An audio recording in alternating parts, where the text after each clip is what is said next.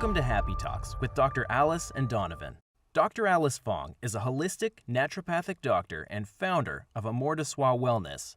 And Donovon Jenson is a software engineer and founder of HowToHappy.com. Together, they're out to cause more happiness in the world. Hello, everyone. Welcome to Happy Talks. My name is Dr. Alice, and this is my awesome co-host, Donovan.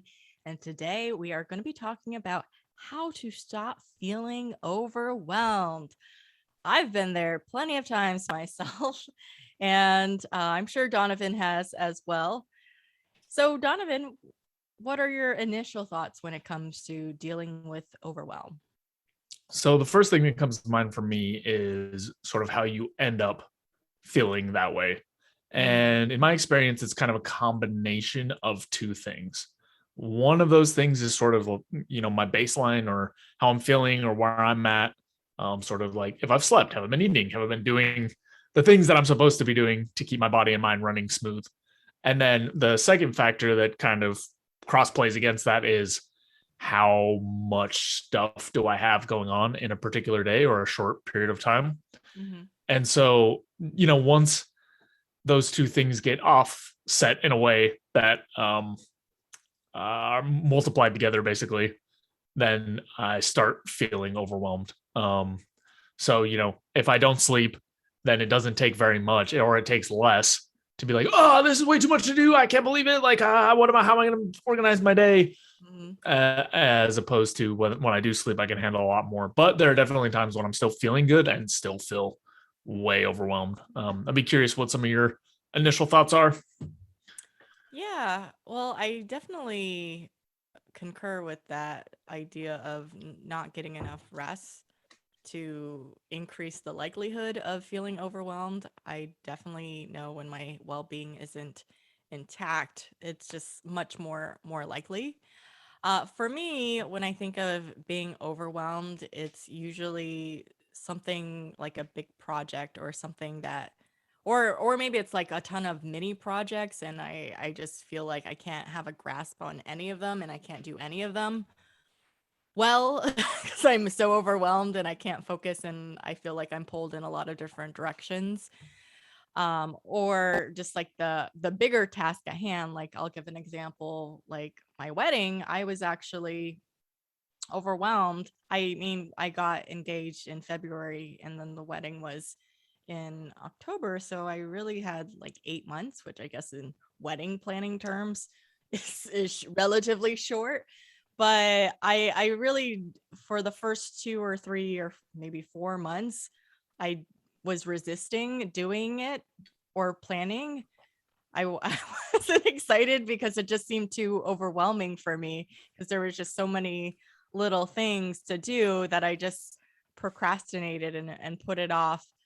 But until I started using my productivity coach that I use for my business to actually help me do things for the wedding. So we would just tick on one wedding thing a week, and so it didn't feel as overwhelming when I just broke it down into smaller tasks, like simpler tasks each week versus like thinking of like, oh man, there's like a million moving parts to come together for this one big event. Like thinking about like all the things that have to come together rather than like one thing at a time helps me get out of the overwhelm when it's just like, oh, all I'm doing is collecting uh email addresses and that's it for this week. And I'm like, okay, that doesn't seem too bad of a task. The other thing I notice is that helps me deal with overwhelm is just kind of when I'm overwhelmed, when it's literally a ton of tasks to do, for me to just be in communication with the people that are involved. And, maybe that's being like, hey, I need a extension. I don't think I can achieve this in the time frame that you want me to. If that's within reason, or cutting back on my other obligations and being like, I got this really big work project going on. That means, hey, maybe we'll have to sacrifice our date night for this week, but we can have 2 date nights the next week to make up for that if that comes in hand. So to kind of readjust my schedule accordingly. So yeah, that's where I'll start. So I'd be curious, based on what you said, do Mhm. you experience overwhelm or associate that word with something of like a more long-term feeling or something shorter? And I will color that by saying, for Mm, me, when I experience being overwhelmed, it's almost always an acute thing, right? It's always like a yeah, heightened emotion of right. like, oh God, oh no, what am I gonna do? And then, when I step back and bring the emotion down, I still Mhm. may have a ton of stuff to do, Yeah. and I actually can't think of off the top of my head like the word that I would describe that's Mhm. not overwhelmed, but I still have a ton of stuff to do, and I don't know if I can do it all. But I'd be curious kind of how that experience maps for you. Yeah, I say it varies in degrees. What came to my mind was I do agree that most of the time it's more of an acute situation where I'm like, oh, I just have to get through this thing and then I'll feel less overwhelmed and I can relax. But I have had times and periods where I'm just constantly taking on more and more. So I'm just in like a perpetual state of overwhelm. And that is not fun. That just reminds me of medical school because it's like, you just get through like a ton of finals and maybe you get a week to breathe and then you're just back in like head into the books studying and it's just like 4 years of overwhelm essentially. So I think it comes down to learning to regulate your nervous system, managing your time really well, being mindful of your well-being, realizing you can only do so much and being okay with that. Like, don't burn yourself into the ground. Don't like sacrifice sleep because that doesn't really help my productivity. That all you can do is like the best you can. And you can try to learn to be more efficient. Like with medical school, I would study till like 4 a.m. and I found that doesn't really actually help me do well on my tests when I do that, trying to cram as much as I can. But when I took time for sleep, took time for my well-being, learned to manage my time and not procrastinate with my studying instead of like waiting till like the end of the quarter to like cram all this knowledge in, like being diligent through the course of the quarter, as well as being mindful of am I really efficiently learning? Am I just reading a book and I'm reading the same thing like 5 times and still not getting it? I have to find a different way of learning. And for me, that was having study groups to be more efficient at learning is me like trying to explain it to someone else. It's a more of a proactive way of learning so I can cut back on the time spent versus like reading the same thing over and over again and still not getting it. Yeah, that makes a lot of sense to me. As you were kind of talking it out, an idea sort of bubbled up in my mind, Mhm. which is, to me, overwhelm is kind of this. I mentioned this a little bit at the start, but it's kind of a combination of when you have so much, task wise going on in a short period of time, Mhm. and that is paired up against how much you feel you're able to handle.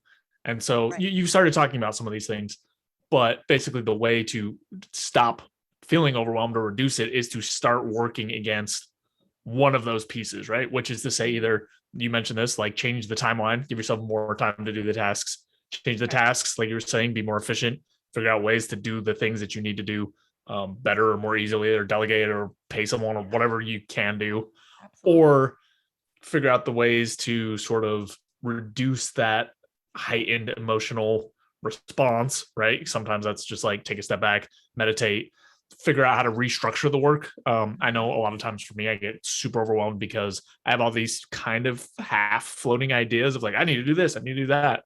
And then Yeah. once I actually write them all out and see what Yes. I need to do, and I can focus on one at a time instead of having them floating around, that helps a lot. But just as you were sort of talking, it came to me like, oh, now I think probably that's the way to reduce overwhelm or make it less likely you feel it is, to see these different factors at play and then start operating on whatever lever you have at your disposal. Right. Absolutely. Yeah, I agree. I kind of visualize it almost like a pressure cooker. It's like the pressure is building up and you just have to like release the valve enough times. But now I think I've developed enough self-awareness to realize, okay, I feel like the pressure building, let's release the valve before it like blows its top off and I lose it completely and snap at people or just have a meltdown. I just like do things to release the pressure before it becomes too massive of a pressure cooker. I remember a time, actually I just thought of another incident where it wasn't necessarily so much task to do. This is a different form of overwhelm in that, in my work, helping people with their mental well-being, sometimes people are sharing very heavy emotions and struggles that they're dealing with. And I had, I think, a couple in the same day that was just very kind of like emotionally taxing, for them, but also on me, just to receive it and to just be with that and be present with them. That in itself was a lot. But then there was just like these minor things that just like in my life outside of work that just didn't go as I had hoped to.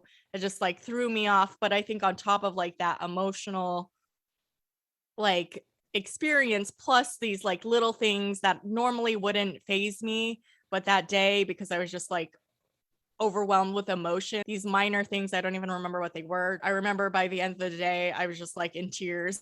I can't handle life anymore. And I just like needed to cry. And my partner was like, what happened? And I was like, nothing major happened. It was just a silly thing, but I just feel like I need to stop. And he was very understanding. And I just was like, I just need to be in my room, lie down on the bed, be quiet, and just not talk to anyone. If anyone asks me for anything, I just don't have the capacity to do that. I just need to like decompress and just release that, to kind of refuel myself. And I think that those types of incidences rarely happen, but I know when I'm feeling, whether it's like emotional overwhelm versus like situational task overwhelm, I recognize either form of overwhelm and kind of like communicate like I need a step back and I need a break, and please don't ask me for anything right now because I will like flip out or something like that. Yeah.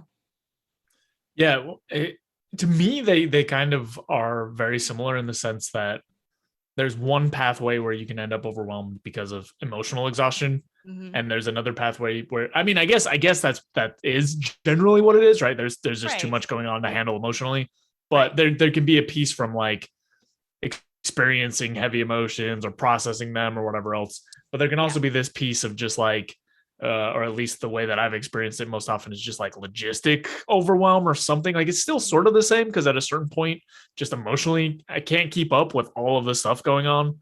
Yeah. Um, but yeah, that is a really good point that there are sort of subtle flavors of overwhelm that can come up. And that leads me into something I kind of wanted to ask about that you touched on a little bit, but it's sort of like, okay, if you are already overwhelmed, right? Because the pressure cooker stuff is sort of like, hey, if we can get ahead of it, if we can catch it and let off some of the pressure, awesome. Yeah.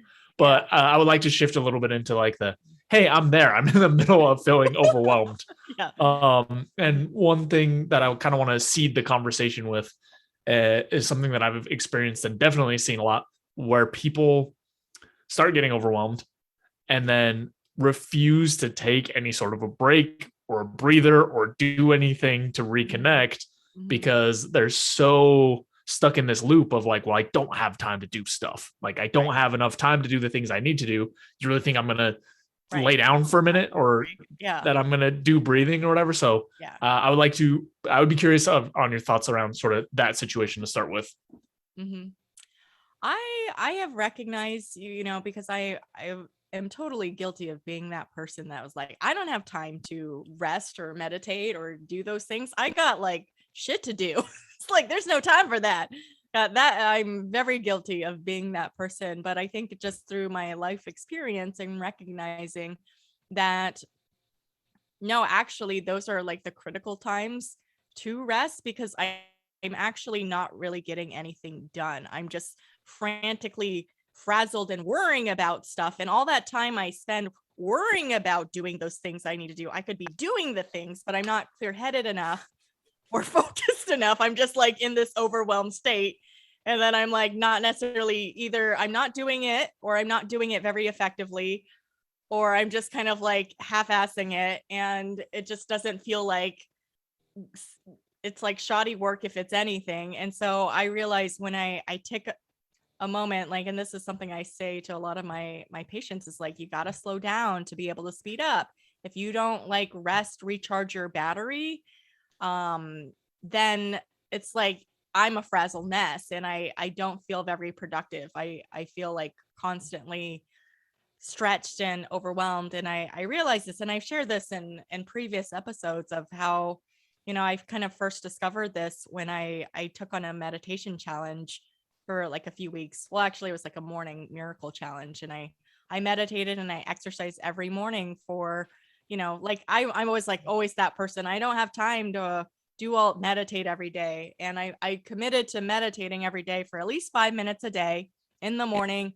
I committed to exercising at least 10 minutes a day. So it's like 15 minutes. Okay. Even though I don't feel like I have 15 minutes all the time, I just committed to doing that for 3 weeks straight. And I noticed I was way more focused and clear headed, and just way more productive, and way less like the frazzled mess that I usually am. So that had convinced me that it's worthwhile to take that time out, because it actually helps me feel more focused and energized, and not like a frazzled mess, that I can get more done and not spend like a ridiculous amount of time worrying about all the things I have to get done. That maps really well onto my sort of experience. I was hoping maybe you had some magic answer that's better than I just kind of learned that Yeah. continuing to freak out doesn't help, and eventually No, got it to the doesn't really point help. where Yeah. I forced myself to take breaks and whatnot. But Right. that's sort of the same thing, is just over time with experience, I've gotten more and more clear on, once I'm in that heightened state of overwhelm, I'm not getting anything done. And if I am making progress, it is very slow and Mhm. not very quality. Yeah. So the other thing that kind of helped me a lot was realizing that sort of these breaks, or like switching to breathing or doing something else, can be really short, or like Yeah. organizing the tasks. Like, Right. it really doesn't have to take long at all. Mhm. I have seen positive benefits as short as just breathing for 1 minute, Mhm. right? And like when I'm really in the middle of it. Yeah. And realistically, I'm not going to get anything substantial done in that minute, but the Mhm. minute, or the benefits that I get from spending that on just redirecting to breathing, like deep breathing and relaxing for even 1 minute, is way, way, way Mhm. better than what I would get if I just continued working and pushing and whatnot. So that's one thing that helped me, is realizing that it can be very, very small. Yeah. And it goes into the same bucket as organizing, because sometimes, like I said, it's just all this stuff in my head. Same thing, like jot out a list in Right. 30 seconds Totally. and see the tasks there. And then I don't know if this happens to you, but a lot of times when I'm feeling overwhelmed, I get in this really bad loop of doing like 1/20th of each task and just like switching between them, because I'm I know, freaking out right? and I'm like, Right. I need to write this document. Right. And I write like a sentence here, and then I'm like, no, I have to answer this email. And then I write Right. like a sentence to the email, or like reread an email that I already read 4 times, and then Guilty of that too. just go back and forth between things. So Right. that's another piece of it, is even in just a minute or two, just kind of jotting out sort of like, okay, this is the plan and this is the next thing I'm focusing on, Mhm. really helps let out a bunch of those ideas. Mhm. Um, because trying to do it the other way, at least for me, just keeping it in my head and being like, okay, I'm focused on this. Those other things just keep going like, work on me. And then I do. And if I'm Yeah. overwhelmed, I just keep doing it. Right. So those are some of the pieces. But yeah, the biggest one was just recognizing over time, like, I am not, or just getting more in tune with my emotions, I guess. Just being able to more clearly realize, oh, I'm in a very heightened state of being overwhelmed, Yeah. and I'm not thinking clearly, and I can't function as well as I normally do.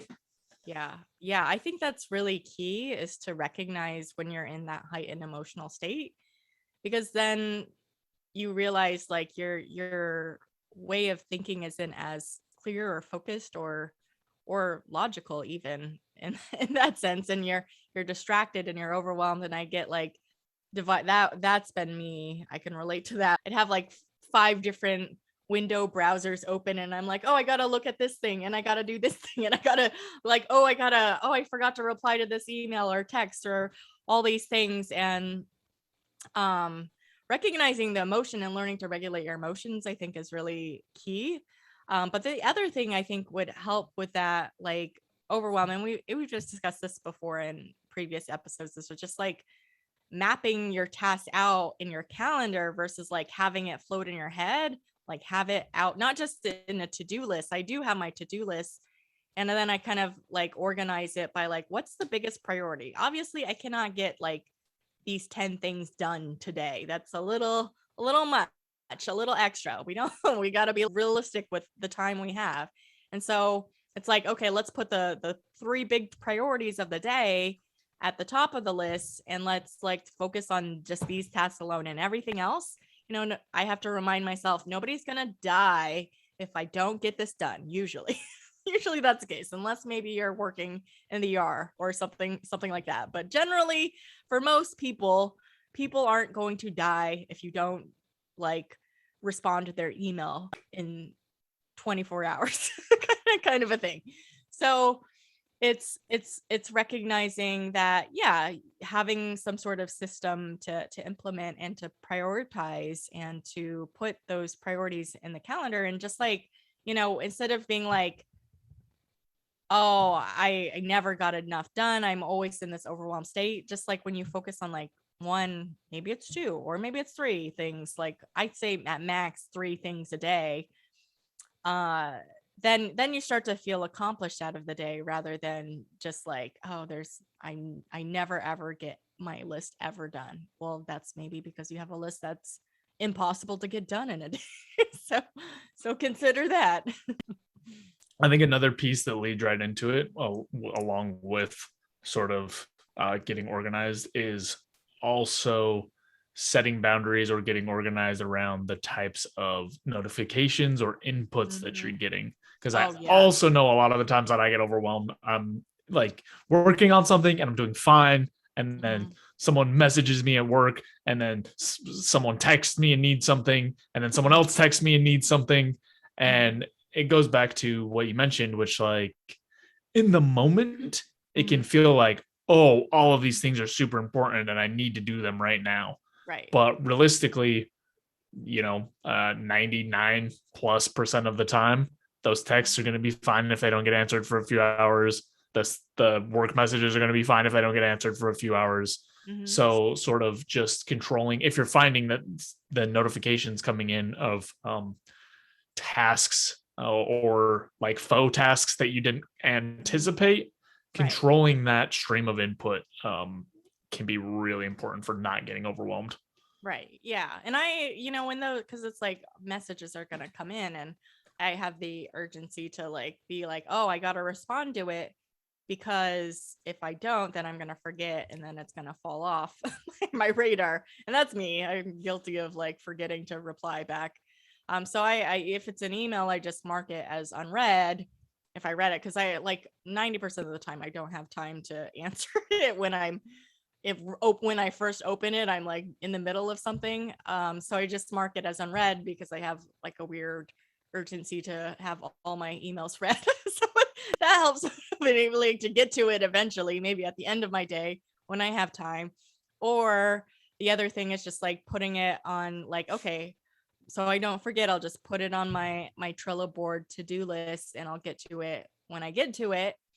But at least there's like a reminder there for later, for me to do it.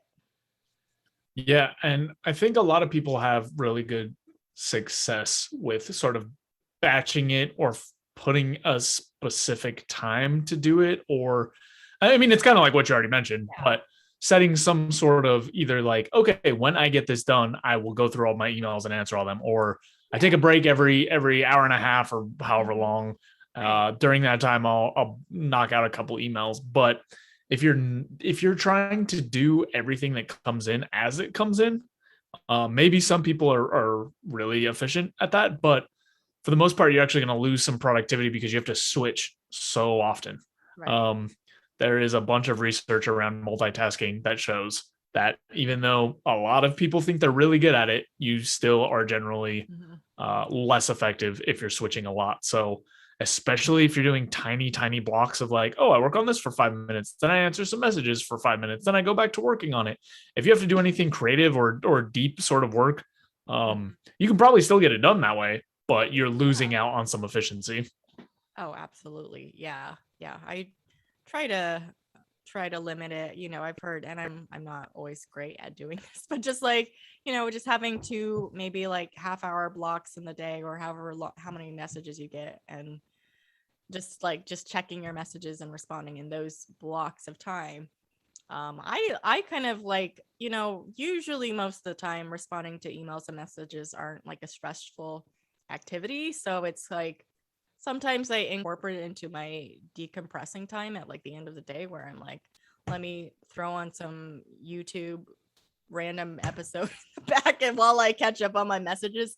That's my multitasking. But like, me watching a YouTube video is not really like critical urgencies. It's just kind of like, okay, I can casually do this as while this is in the background, and kind of do it that way. So Yeah. So I think that's the most important thing, is just finding some sort of system or process that allows you to ingest those whatever potential work might be coming in, right. and sort of triage it, because there might be situations where you do need to pay attention to that stuff, but just knowing beforehand, like how you explained, right, you have a very clear sort of system for doing it. Maybe it's not 100%, but at least you have the idea and like know what to do. I think that helps a lot with the overwhelm situation too, because then instead of going, oh God, like I just got this message that I need to answer, and I need to write this thing, and I need to call this person, you already sort of have the priorities settled beforehand. So barring an actual real emergency, like something serious that has to take your time, you're not going to feel pulled away from sort of what you already had planned, or what you thought you were going to work on for the day. Because I know that also can really drag people under when they have this really nice pristine plan and something else comes in and they don't have a way to prioritize it. And then it's just the stress of like, oh God, which thing am I supposed to work on? But Right. if you already have that sorted out, then that stress shouldn't show up. Yeah. I agree. And yeah, I like you had mentioned, kind of circling back to something you had said before, was the notifications, that I just wanted to expand upon a little bit, because I still have my notifications on for my emails. I don't always check them right away, just because in case it's urgent and business. but for like my social media, and or just like anything, because like all the apps give you an option to turn off your notifications, that I've had to, when it's like, I don't need to know when this person commented on this post that I was tagged in. I don't really care or need to be notified in that, because it's not really urgent. I turned off all my notifications on Clubhouse because people would ping me into rooms all the time, or just like when people would post events, and I was like, I allocate certain amount of time, because it's like one of those things, like any type of social media, whether it's Clubhouse or YouTube or Facebook or Instagram, it can be a really big black hole of sucking your life. And so you get into one, and then it just like it spirals. And so I have generally allocated, but I have to be a part of social media as a business owner to some degree. So I have to be involved in some ways. So I have very specific times of like, this is when I'll look at it, and that's the only time. If I'm not going to kind of do it just willy-nilly casually and then be sucked into a black hole when I need to be focusing on something else. Yeah, because a lot of the defaults for those types of things I know. are to ramp up engagement as much as possible. Of So course. you have to be very mindful and conscious and actually go in and change some of the stuff to what it is that is actually important to you. And I was also thinking, as we're talking about notifications, sort of on that same page, figuring out ways to sort of mitigate, this incoming stream of information by severity, right? So maybe there are certain things that you do not need notifications for, and you should turn them off, because they could come in, and if you're trying to do other stuff and end up overwhelming you and whatnot. And Right. I don't know if you do something like this, but probably for a situation similar to yours, like it might be like, okay, patients that just need something can email. Patients that are having an urgent problem, here's my phone number. So Yeah. then you can actually sort of pre-triage Mhm. sort of the severity of some of the stuff by just sort of the medium that's happening, or how you get notifications, or where, or whatever else, so that you don't feel like, oh no, this patient just called me. Oh wait, they called me with almost nothing at all. This is supposed to be an email. Like, I have the system set up. Mhm. That could also help to, just again, going back to prioritizing things, Yeah. setting up sort of the streams of input based on priority. Yeah. No, absolutely. I have people like a virtual assistant that answers my phones for me. So they usually will indicate like I'll get a notification anytime they get a call, and like what's it about? It'll be like solicitation, and then I'm like ignore, or it's like, hey, this patient needs this thing. So I'm like, okay, that'll be at the higher of the list. But usually I do mention, I think this goes, I am generally checking my emails multiple points in the day. I'm not always responding right away. Sometimes it can take me a day or a few days to get back to an email. But if it is urgent, I highly suggest to patients to just write like urgent in cap letters in the subject line. So I'm like, okay, I know this is a major priority. But usually I might like screen it and it doesn't feel that urgent. So I'll just mark it as unread and get to it when I have more time to do it. Yeah, so I think one of the big takeaways here is, if people are feeling overwhelmed a lot, it's not really about, I mean, you probably want some tools for in the moment when you're actually feeling it, Yeah. but the real solution, or the core of what needs to be worked out, are sort of some more of these time or task management Mhm. type of processes.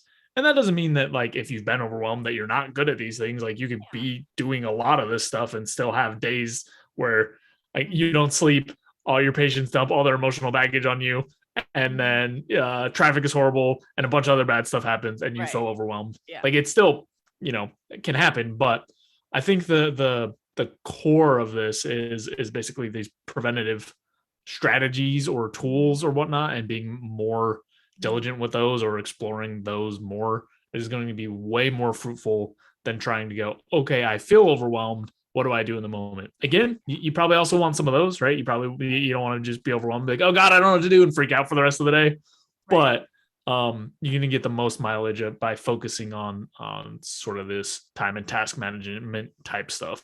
Mhm. Absolutely. I do want to add, because I do think like the time and task management is really important and critical, but just to add a different, deeper layer as far as tying it to like the emotional aspects, is not only just developing like the emotional awareness of like when you're in that heightened emotional state, but to realize, and it might require some deeper work with like a therapist or someone, because it might like be a consistent pattern for you of like not feeling good enough. Maybe there's like some childhood wounds that you gotta heal, and realize that if you're in this perpetual state of overwhelm because you feel like you're not good enough, or you take on everything because you want to people please, and you have a hard time saying no, and then that leads to overwhelm, that you got to address more of like that root cause, um versus like, yeah, helping manage your time, managing your task, getting organized makes a difference.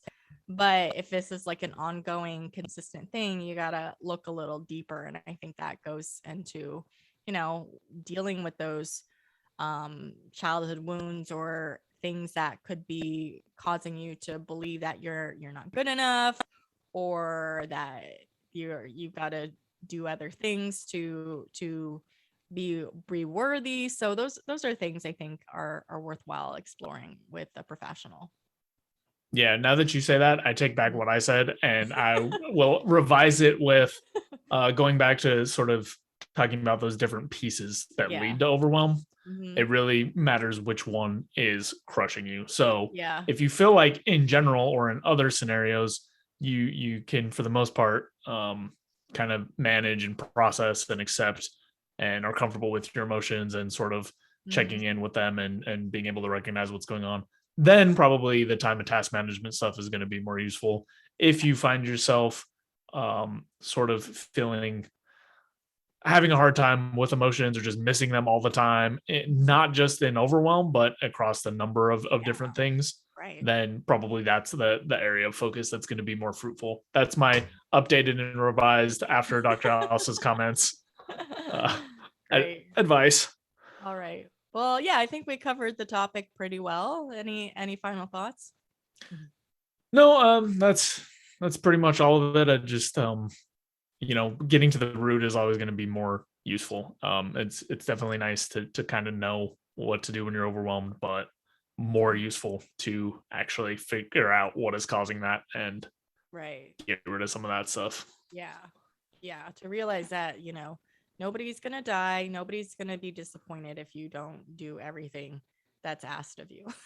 It's like, and to be like, hey, it's okay if you say no to things. And that's like a work in progress for some people. So thanks so much for watching. If you enjoyed this video, be sure to like it and then go and subscribe to my channel and ring the bell so you get notified when the next video comes out.